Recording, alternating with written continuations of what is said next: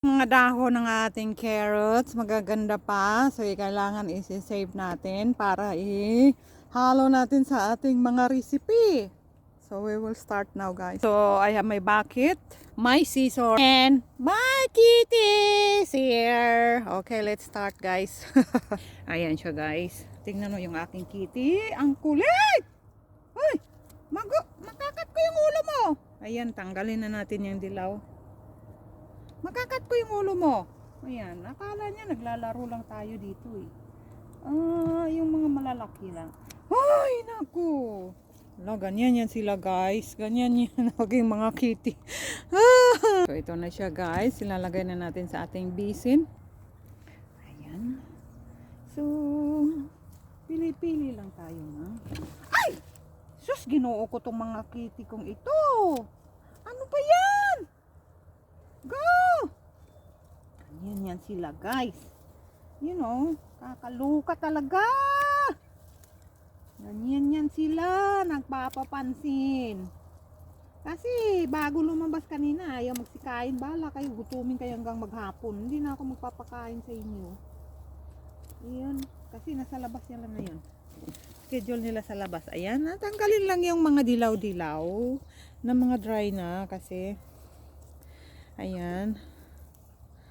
So, masarap ito, guys. Ihalo nyo sa mga recipe niyo. At saka may mga benefits ito. I-google nyo lang yung mga benefits na ito. Ayan, oh my gosh. So, itatapon mo siya. No! Ay! Oh, naku, ginoo ko. Ewan ko ba paano ako makatapos dito. Okay. Ayan na naman tayo eh.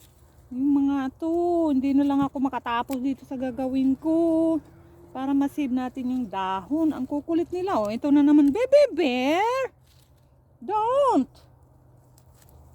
Ang kulit mo. Ang talas pa naman ng ano ko, ng scissor ko.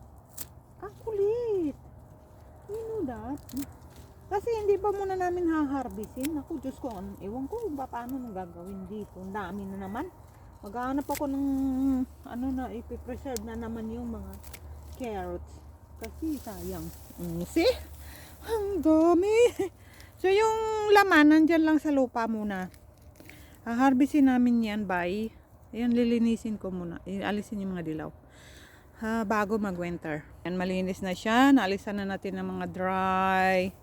Ayan, and then all these leaves, mga ganyan na dilaw-dilaw. Alisin yan. And after that, we will wash. Ayan, oh. So, madami na yung ating. Ayan. Madami-dami na siya, oh.